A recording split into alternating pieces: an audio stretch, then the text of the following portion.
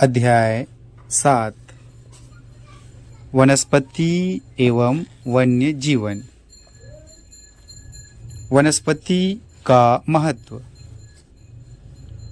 वनस्पति धरातल का आवरण और श्रृंगार है। इसे स्वयं प्रकृति ने निर्मित किया है। प्राचीन काल से इसका उपयोग संसाधन के रूप में होता आ रहा है। मनुष्य अपनी आवश्यकताओं की पूर्ति भी वनों से करता आ रहा है। प्रदेश के लोगों का जीवन, अर्थव्यवस्था और अधिवास में वनों का महत्वपूर्ण योगदान रहा है। प्रभावित करने वाले कारक: जलवायु, धरातल, ढाल और मिट्टी से वनस्पति नियंत्रित होती है। अतः अनुकूल दशाओं में इसकी वृद्धि शीघ्र होती है। छत्तीसगढ़ में जलवायु एवं धरातली विभिन्नता के कारण विविध प्रकार की वनस्पतियां पाई जाती है।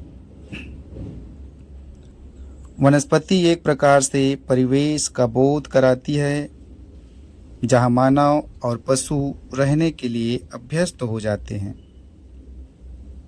आर्द्रता, तापमान और मिट्टी के अनुसार वृक्ष लंबे, छोटे, सघन या विरल होते हैं। वनों के महत्व को देखते हुए 1952 में राष्ट्रीय वन नीति की घोषणा की गई।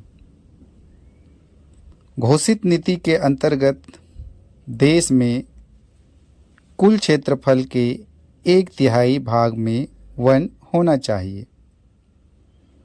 इस दृष्टिकोण से छत्तीसगढ़ का सौभाग्य है कि इसके कुल 1,35,191 वर्ग किलोमीटर भौगोलिक क्षेत्रफल के 44.21% क्षेत्र वनाच्छादित है। यह सकल भूभाग का 44.21 होता है, जो देश में कुल वन क्षेत्र 12.26 है। नया राज्य बनने के बाद छत्तीसगढ़ में मई 2001 में इसका गठन किया गया। वनों का वर्गीकरण। प्रदेश में मानसूनी हवाओं से वर्षा होती है, अतः यहाँ वनों को मानसूनी वन भी कहते हैं। प्रदेश के वनों को पादपीय विशेषताओं के आधार पर 2 भागों में विभाजित करते हैं। उष्णकटिबंधीय आर्द्र पर्णपाती वन। इस प्रकार के वन लगभग पूरे प्रदेश में मिलते हैं। उष्णकटिबंधीय शुष्क पर्णपाती वन। यह वन प्रदेश के छोटे छोटे खंडों चंपों में मिलते हैं। प्रशासकीय आधार पर वनों का वर्गीकरण। पहला, आरक्षित वन। प्रदेश के 25,782.167 वर्ग किलोमीटर क्षेत्र में आरक्षित वन है, जो कुल वन भूमि का 43.13% है। इस वन का सर्वाधिक विस्तार 5,179.792 वर्ग किलोमीटर क्षेत्र में दंतेवाड़ा में है, जबकि सबसे कम विस्तार कोरबा जिले में है। प्रदेश में ये वन जलवायु, मृदा संरक्षण व बाढ़ के नियंत्रण के लिए महत्वपूर्ण होते हैं। आरक्षित वन सघन ऊंचे ऊंचे वृक्षों वाले होते हैं। अधिकांश साल और सागौन के वन आरक्षित है। दूसरा, संरक्षित वन। प्रदेश में 24,036.1 वर्ग किलोमीटर क्षेत्र अर्थात 40.22% भाग पर संरक्षित वन है। संरक्षित वनों में प्रशासकीय नियंत्रण होता है। इस वन भूमि में स्थानीय निवासियों को वनोपज संग्रहण, मवेशियों को चराने तथा घरेलू उपयोग की लकड़ी का उपयोग करने की छूट होती है। इस तरह के वनों का सर्वाधिक विस्तार 4836 वर्ग किलोमीटर क्षेत्र में सरगुजा जिले में है। जांजगीर चांपा जिले में सबसे कम 26 वर्ग किलोमीटर क्षेत्र में विस्तार है। तीसरा, अवर्गीकृत वन, इसे स्वतंत्र वन भी कहते हैं। प्रदेश में इसका विस्तार 9,954.122 वर्ग किलोमीटर क्षेत्र में है, जो कुल वन भूमि का 16.65% है। इस वन क्षेत्र में लकड़ी काटना एवं पशु चराने का कार्य होता है। दंतेवाड़ा जिले में इस प्रकार वनों का सर्वाधिक 4,079 वर्ग किलोमीटर क्षेत्र में विस्तार है। आइए जाने पादवी संगठन के आधार पर वनों का विभाजन। पहला साल वन, दूसरा सागौन वन, तीसरा मिश्रित वन। पहला साल वन। साल मूल्यवान वृक्ष होता है। इसकी लकड़ी मजबूत होती है। प्रदेश में कुल वन क्षेत्र का 24,244.878 वर्ग किलोमीटर अर्थात 40.56 भूभाग पर साल के वन हैं। रेलवे के स्लीपर तथा रेलवे के डिब्बे बनाने में इसका उपयोग होता है।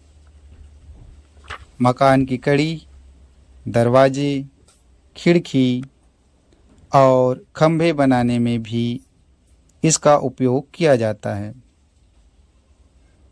प्रदेश के पर्वतीय भागों, पठारों एवं घाटियों में साल के वनों का विस्तार है। प्रदेश में रायपुर की उच्च भूमि, राजनांदगांव, दुर्ग की उच्च भूमि, मैकल पर्वत श्रेणी, पेंड्रा और लोरमी पठार, उदयपुर और सूरी की पहाड़ियाँ, जसपुर पार क्षेत्रों एवं दंडकारण्य के अबू झमाड़ और बैलाडीला की पहाड़ियों तथा पठारी भागों में साल के वन बहुतायत में मिलते हैं। रायपुर मंडल के साल वन मुख्यतः महासमुंद जिले के बारनवापारा, नवागांव, गौरागढ़ के आसपास तथा महासमुंद वन मंडल के क्षेत्र में आते हैं। शुष्क साल वन गरियाबंद वन मंडल के अंतर्गत देवभोग तक, रेतीली मिट्टी वाले क्षेत्रों में तथा धमतरी के पर्वतीय ढालों पर, नगरी तथा बिरगुड़ी में पैरी नदी घाटी में शुष्क साल के वन हैं। बिलासपुर जिले के साल वन। जिले के उत्तरी पश्चिमी भाग में स्थित मैकल पर्वत श्रेणी में उत्तम किस्म के साल वन मिलते हैं। मैकल पर्वत के निचली पहाड़ी ढालों पर और घाटियों में, कोटा के गहरी रेतीली मिट्टियों में तथा लमनी और लोरमी रेंज में अच्छे किस्म के साल के वन मिलते हैं। रायगढ़ और जसपुर के साल के वन। यहाँ पहाड़ी भागों, घाटियों और ढालों पर साल के वन मिलते हैं,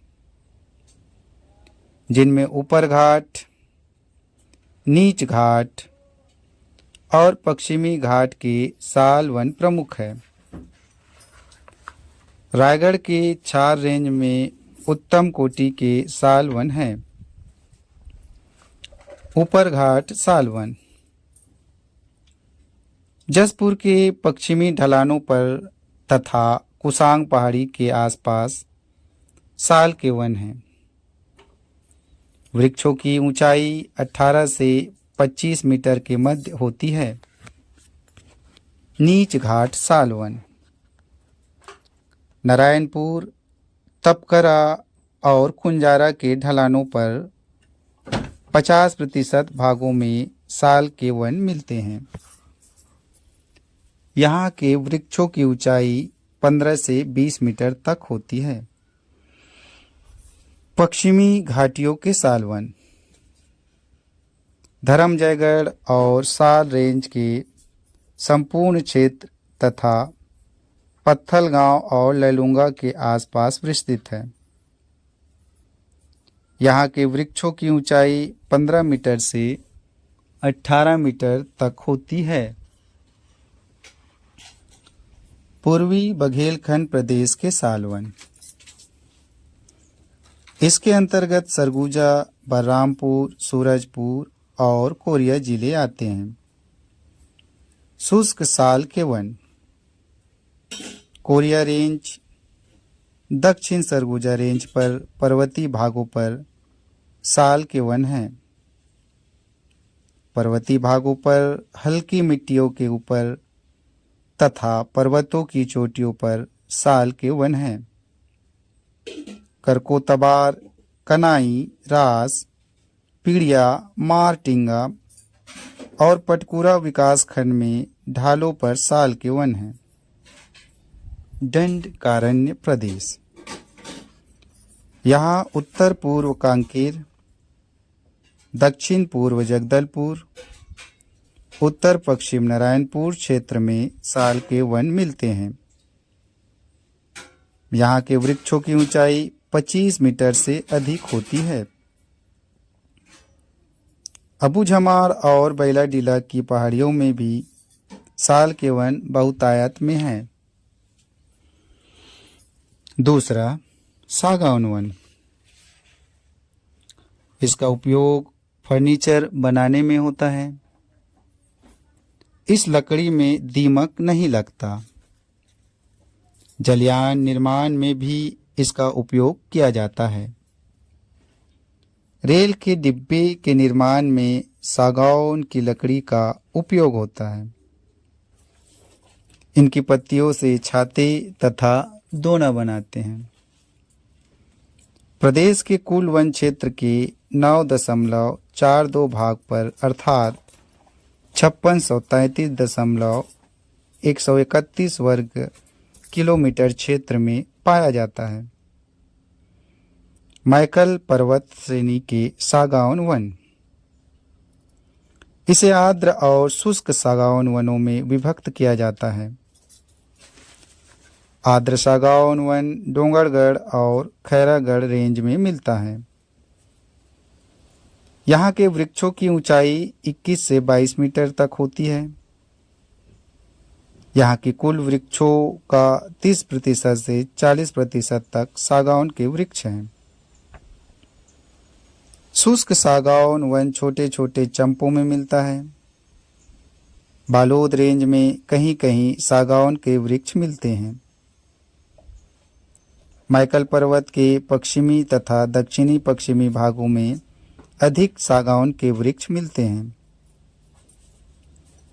अच्छे सागौन के वन अंबागढ़ चौकी, डौंडी लोहारा, दल्ली, पाना बरस तथा डोंगरगढ़ रेंज में पाया जाता है।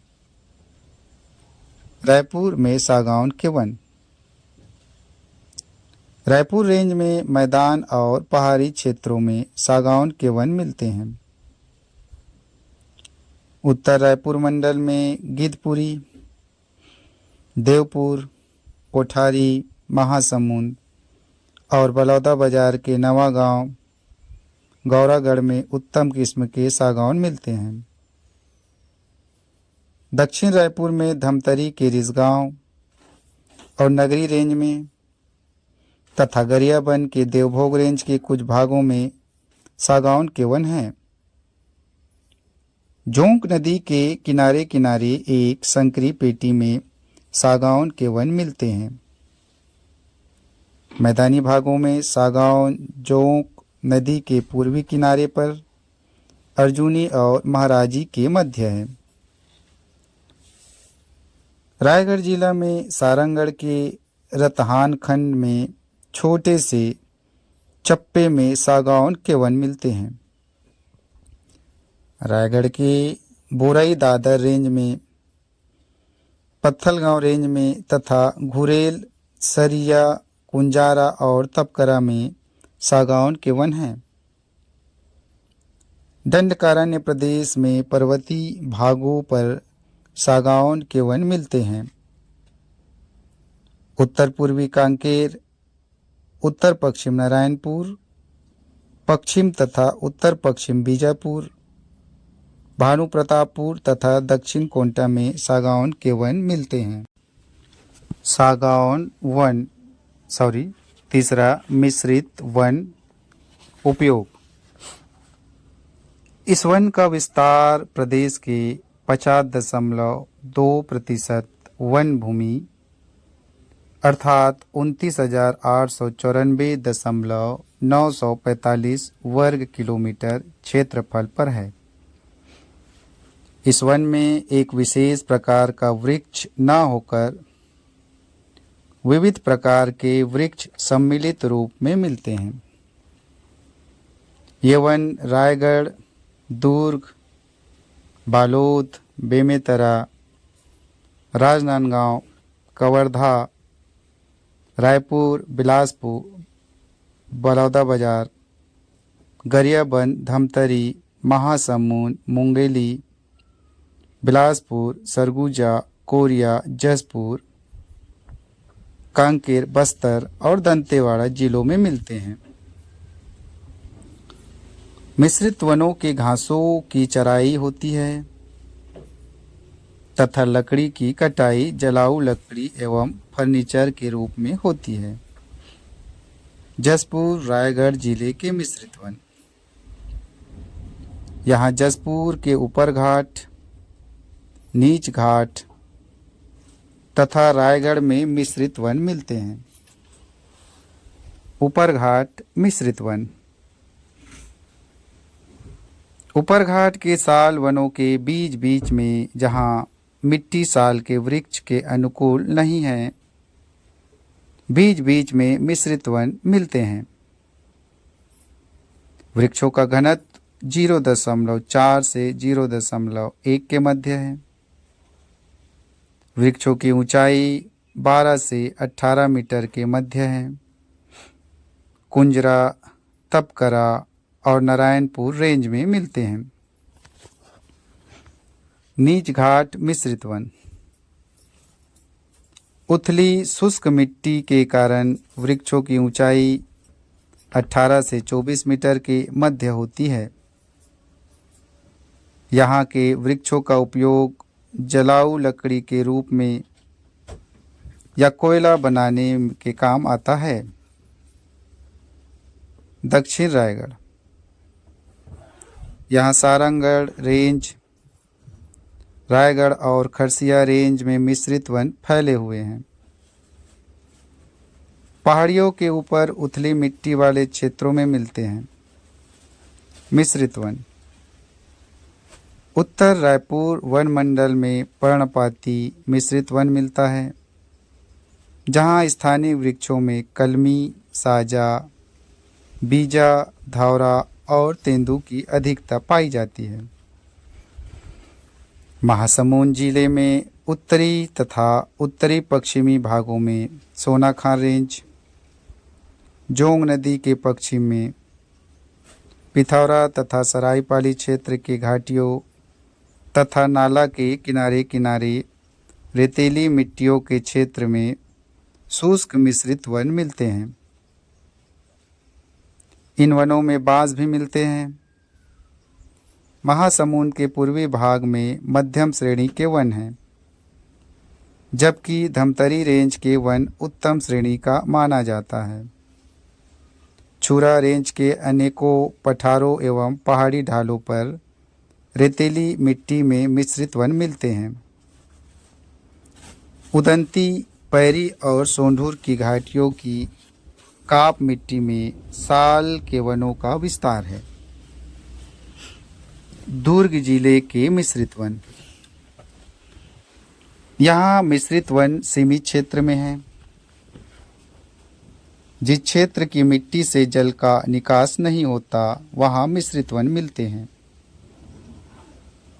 यहाँ साजा, बीजा और तेंदू के वृक्ष अधिक है। यहाँ बांस के वृक्ष अधिक है जो अन्य वृक्षों को पनपने नहीं देता। शुष्क मिश्रित वन जिले के सर्वाधिक भाग में है। उत्तर की ओर डोंगरगढ़ तथा खैरागढ़ रेंज तक फैला है। दक्षिण में दल्ली, डौंडी लोहारा, मानपुर रेंज, अंबागढ़ चौकी रेंज और मैकल पठार में है। बाघ नदी के उत्तर में तथा दक्षिण भागों पर निचली ढलानों की घाटियों पर छोटे छोटे चंपों में पाया जाता है। बिलासपुर के मिश्रित वन। यहाँ छोटे छोटे चप्पों में मिश्रित वन मिलते हैं। लोरमी पठार, कोटा, बलौदा रेंज, ऊपरी घाटी के ढाल तथा पहाड़ी ढलानों पर नदियों तथा नालों के किनारे किनारे बिखरे पड़े हैं। सरगुजा जिले के मिश्रित वन। यहाँ बांस रहित मिश्रित वन मिलते हैं। अधिकांश वन शुष्क क्षेत्रों में नाले के किनारे किनारे स्थित है। उत्तरी सूरजपुर रेंज, लखनपुर रेंज और कुदरगढ़ रेंज में बांस रहित साल के वन बिखरे हैं। कोरिया के पर्वतीय ढालों पर और छोटे छोटे चंपों में मिलते हैं। वनों का महत्व। प्रदेश का सबसे महत्वपूर्ण वृक्ष सागौन है। अन्य महत्वपूर्ण वृक्षों में बीजा, साजा, धौरा, महुआ और तेंदू इत्यादि है। आंवला, कर्रा और बांस मध्यम वर्ग की लकड़ियां हैं। महत्वपूर्ण गौन उत्पादन के अंतर्गत तेंदूपत्ता, साल, बीजा, हर्रा, गोंद, चिरौंजी, फूल और महुआ का बीज है। बहुत सी अन्य वृक्षों की जड़ें, साल और बीज उपयोगी होती है। तेंदूपत्ता, साल, बीज, हर्रा और गोंद राष्ट्रीयकृत है, जिन्हें विभिन्न एजेंसियों, प्रतिनिधियों द्वारा एकत्र करके बाजार में बेचा जाता है। लगभग 100 से अधिक अंतर्राष्ट्रीयकृत उत्पादक है, जिनमें से अधिकांश औषधि पौधे तथा भोज्य पदार्थ हैं, जिसे कोई भी एकत्र कर सकता है और कहीं भी बेच सकता है। वनस्पति विज्ञान के सर्वेक्षण के आधार पर प्रदेश में 159 किस्म की औषधि पौधे हैं जो प्रमाणित है। तेंदूपत्ता छत्तीसगढ़ का प्रमुख वनोत्पादक है। तेंदूपत्ता का वार्षिक औसत उत्पादन 22 लाख बैग है। हर्रा दूसरा महत्वपूर्ण वनोत्पादन है। इसका उपयोग औषधि, उद्योग और चमड़े के ऊपर लगाने में होता है। तीसरा महत्वपूर्ण उत्पादन साल बीज है। इससे तेल निकालते हैं। इस बीज का वार्षिक उत्पादन 60,000 से 75,000 क्विंटल होता है। धावरा और बबूल के वृक्ष से गोंद निकालते हैं। खैर वृक्ष भी अन्य महत्वपूर्ण गौण वनोत्पादक है। यहाँ 3 राष्ट्रीय उद्यान और 11 वन्यजीव उद्यान हैं। इनमें से इंद्रावती नेशनल पार्क ही शेर के लिए आरक्षित पार्क है। पर्यटन के विकास के लिए छत्तीसगढ़ के ग्रीन स्टेट में पर्याप्त संभावनाएं हैं। इसके लिए एक नए विचार और योजना के निर्माण की आवश्यकता है। वन संसाधनों के विकास के लिए राज्य शासन ने संयुक्त वन प्रबंधन कार्यक्रम प्रारंभ किया है, जिससे जनजातियों को जीविकोपार्जन का लाभ मिलेगा तथा लोग आत्मनिर्भर हो सकेंगे। इससे वनों की सुरक्षा भी वन विभाग के संयुक्त योगदान से करेंगे। आइए देखें छत्तीसगढ़ की वन नीति 2001। पहला, छत्तीसगढ़ के निर्माण के पूर्व मध्य प्रदेश सरकार द्वारा बनाए गए ये वन ग्रामों को राजस्व ग्रामों में बदला गया। दूसरा, छत्तीसगढ़ को हर्बल स्टेट बनाने की आवश्यकता को मूर्त रूप देने के लिए लघु वनोपज और औषधि पौधों को संरक्षित एवं संवर्धित किया जाएगा। तीसरा, वनों को आर्थिक लाभ का स्रोत न मानकर राज्य की पर्यावरणीय स्थायित्व और पारिस्थितिकी संतुलन को प्राथमिकता दी जाएगी। चौथा, वन क्षेत्रों में कृषि वानिकी कार्यों को बढ़ावा दिया जाएगा। पांचवा,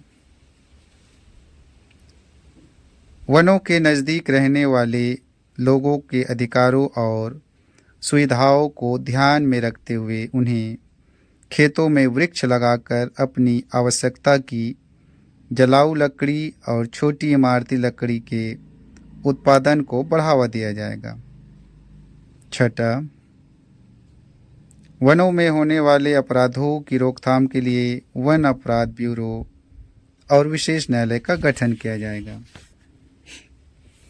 वन प्रबंधन वृत्त, बिलासपुर वृत्त 13,420, दुर्ग वृत्त 5555.521, रायपुर वृत्त 8,641.292, कांकेर वृत्त 8,201.683, जगदलपुर वृत्त 13,286.287, सरगुजा वृत्त 10,667।